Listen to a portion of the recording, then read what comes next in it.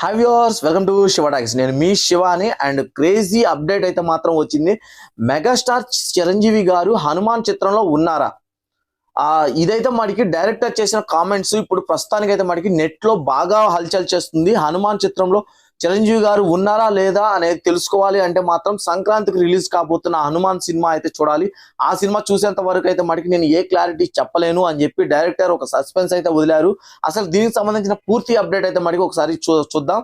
And Hanuman ఇది వచ్చేటప్పటికి teaser తోనే పాన్ ఇండియా లెవెల్లో క్రేజ్ తెచ్చుకుంది. అండ్ ఇది ఒక సూపర్ హీరో సినిమాకి సంబంధించిన సినిమా కావడంతో ప్రతి ఒక్కరు చాలా ఆసక్తికరంగా ఉన్నారు. అండ్ ఈ సినిమాలో మన హీరో తేజతో పాటు and national award winner director Prasanth Varma direct చేయడం ఇంకొక పెద్ద అసెట్.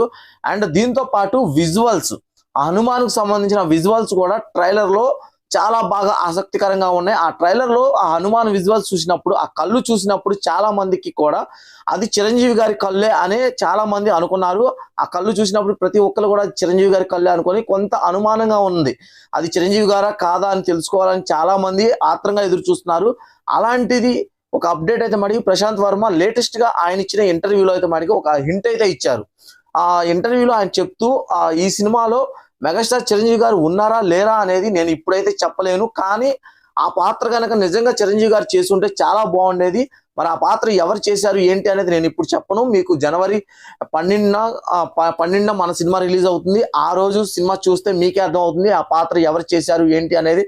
ఆ సస్పెన్స్ నేను ఇప్పుడే చెప్పదలుచుకోలేదు అని చెప్పేసి అయితే మాత్రం ఒక హింట్ అయితే మనకి అలా ఒక స్ప్రెడ్ చేసేసారు, ఒక గాసిప్ అయితే మాత్రం.